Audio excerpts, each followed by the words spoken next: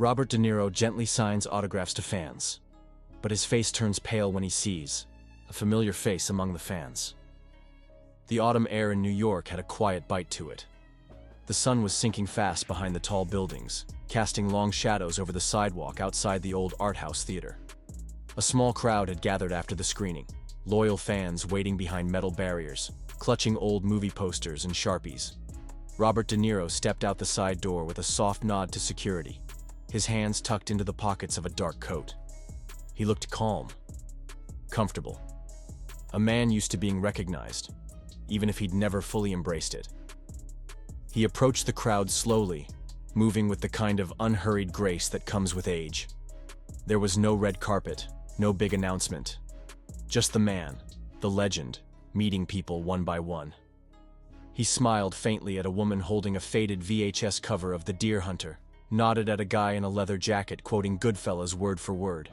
His voice was low, his responses warm but brief. He didn't rush. He never did. A few fans shouted out his name, not in frenzy, but with the reverence people save for icons. He reached for a photo, scribbled his signature in slow strokes, and handed it back without looking up. That was when it started. Just for a second, something brushed the back of his neck. Not the wind, not cold exactly, but a feeling, like static, like he was being watched too closely. He glanced up, eyes scanning the line. There were only a few dozen fans, but for a moment, they all seemed to blur. His hand paused mid-signature. His eyes narrowed. And then it passed. He shook off the tension and forced a breath through his nose. Maybe he was tired. These things always took more out of him than they used to. But something in his chest stayed tight. A little girl stepped forward, barely tall enough to see over the barrier. She held a marker in one hand and a crumpled taxi driver flyer in the other. He smiled wider for her, crouched slightly to meet her eye. When she asked if he really drove a cab once, he laughed for the first time that night. The crowd relaxed with him. Cameras clicked. The moment softened, but not for him. As he stood back up, his eyes caught movement farther down the line.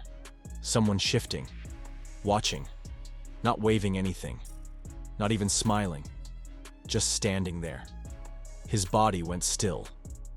The noise of the street faded behind him. The warmth he'd built with the crowd evaporated. For a moment, he forgot where he was. His hand dropped to his side. The smile fell. His skin went pale. It wasn't recognition that hit him first. It was fear. Not the kind that made you run, the kind that made your knees lock. Still, he didn't look away. He couldn't, because somewhere deep in his gut, he knew he'd seen that face before. And he had no idea how it was possible. De Niro blinked, trying to clear the fog in his mind. The man stood at the far end of the crowd, just behind the last few fans. He wasn't holding a poster or a phone. He didn't even seem interested in an autograph. He just stood there, still as stone, his eyes fixed on Robert. Not wide-eyed like the others, not eager, just waiting. There was something about the tilt of his head, the way his lips curved into a half-smile. Not mocking, not strange, familiar. Robert turned back toward the next fan. He nodded, signed a glossy 8x10, mumbled a quick, "Thank you." But his hand shook slightly. His focus kept slipping, his eyes darting toward the edge of the group. The man hadn't moved. Same calm posture, same quiet stare, like he knew something no one else did. For a moment, Robert felt his stomach twist, the kind of twist that doesn't come from fear, but from memory. A deep, bone-level knowing. He glanced at the security guard by the barrier, thought about saying something but didn't. He wasn't even sure what he'd say. He didn't want to make a scene. Still, the tension in his shoulders grew heavier. He took a deep breath, tried to bury himself in the rhythm of signing. One by one, the line moved. Smiling faces, outstretched arms, but his mind wouldn't stay still. Every few seconds he checked again. The man was closer now. Not much, just a few steps forward, drifting with the crowd. But it was enough. Robert's breath caught in his throat. He looked older than the face Robert remembered. But faces change. Eyes don't. And these eyes, looking back at him now, carried something weighty. Not accusation, not sadness, but something impossible to name. Robert suddenly felt small, like he'd stepped out of time and into something unfinished. Then the man spoke. Mr. De Niro, He said softly. The voice didn't shout. It didn't tremble. It sounded almost careful, like it was trying not to break something.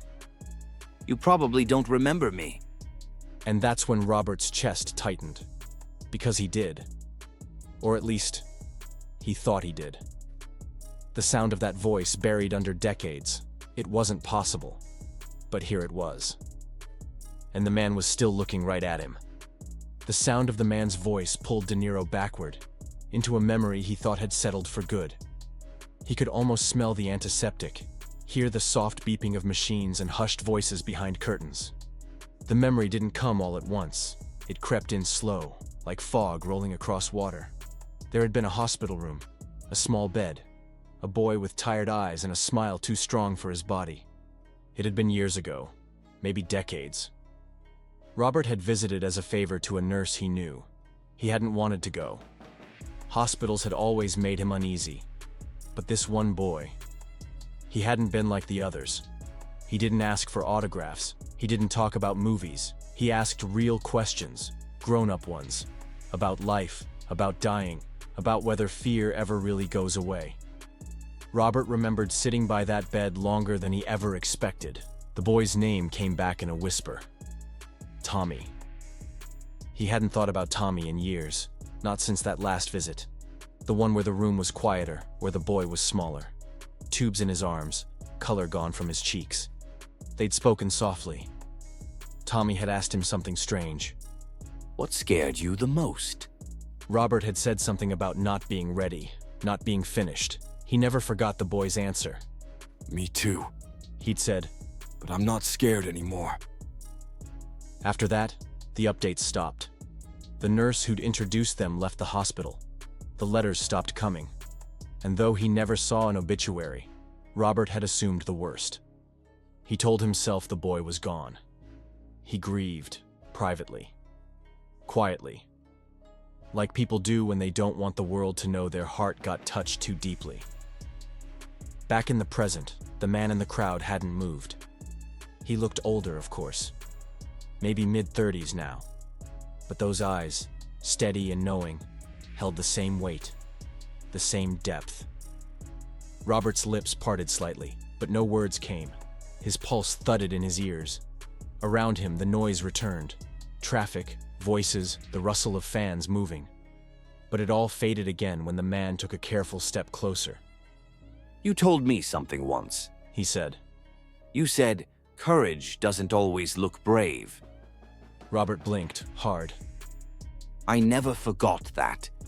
The words dropped like stones into water, sending ripples through years he thought had stilled. He couldn't move, couldn't speak. He just stared at the face that shouldn't be here, yet somehow was. The face that had once made him believe in something more than movies, and now stood right in front of him. For a few seconds, Robert didn't breathe. He just stared, frozen between disbelief and something deeper, something older. The man's voice still echoed in his ears, that quiet reminder from years ago. Courage doesn't always look brave. That line had lived in his memory, buried beneath scripts and spotlights, but never forgotten. Hearing it again now, it shook something loose inside him. He stepped back slightly, not from fear, but from overwhelm. His body moved like it was trying to protect him from a truth too big to handle all at once. The crowd around him didn't seem to notice. Some fans still smiled, waiting with their photos and pens, unaware that something far more personal had taken over this quiet corner of the city. His security guard leaned in, murmured something, but Robert didn't hear it. He raised one hand slowly, as if calming the world around him, eyes locked on the man just feet away now. His chest rose and fell in uneven rhythm. He tried to match this man to the boy in his mind, the boy with the thinning hair and big questions. It didn't make sense. It couldn't make sense. And yet, the eyes matched. The man gave a small smile, patient and kind, like he understood the storm inside Robert without needing to hear a word. His voice came again, just above the city hum. I never forgot you. You sat with me when no one else did. You made me feel like I mattered. That stayed with me. Robert's throat tightened. His hands, so steady on screen, trembled now. There were things in this life that fame couldn't prepare you for. This was one of them. He took a slow step forward, then another. A few fans moved back, sensing something real was happening. Something more important than a signed photo. He stopped just in front of the man. They stood face to face, and for a long moment, said nothing. Robert searched his face for signs, scars, hints of what he'd gone through. But he found something else instead. Peace.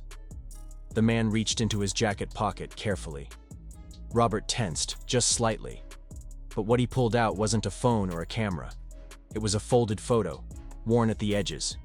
He handed it over without a word. Robert took it in both hands, slowly opening the paper. It was a picture of them, in that hospital room. He remembered it now. Someone had taken it quickly, him sitting in the plastic chair, Tommy grinning from the bed. He had his hand on the boy's shoulder. He was smiling too. On the back, written in blue ink, just 5 words.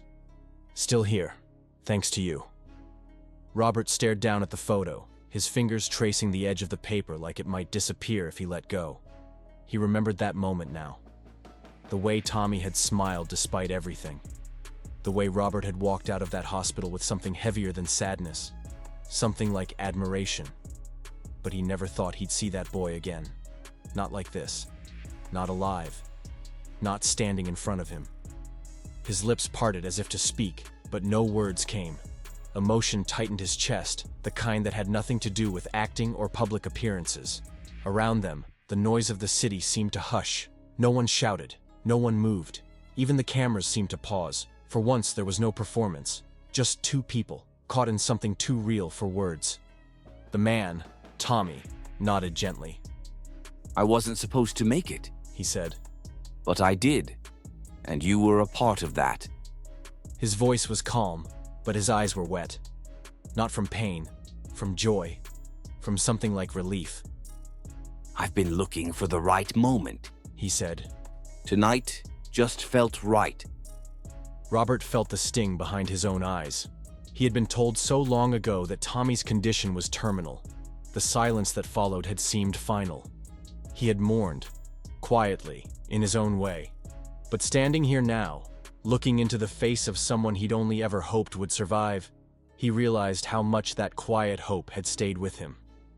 He stepped forward and pulled Tommy into a hug. It wasn't a Hollywood hug, the kind meant for cameras. It was the kind a man gives when he sees a ghost and realizes it's real. He held on tight, not caring who watched. The crowd around them stayed respectfully silent, the emotion hanging in the air like thick fog. When they stepped apart, Robert looked him in the eye. He didn't say much, just nodded once, slowly, like 2 people who understood something words couldn't reach. Tommy smiled, and the years between them seemed to vanish in that one quiet moment. A fan nearby, unaware of the full story, clapped. Then another. Soon, the whole sidewalk filled with gentle applause. It wasn't for the autograph. It wasn't for the fame. It was for the feeling everyone could sense, even if they didn't know why. Tommy stepped back into the crowd, disappearing slowly into the city. Robert watched him go, the photo still in his hand. Still here, thanks to you. He smiled to himself, a rare, honest smile that reached his eyes. For the first time in a long while, he felt like something in him had come full circle.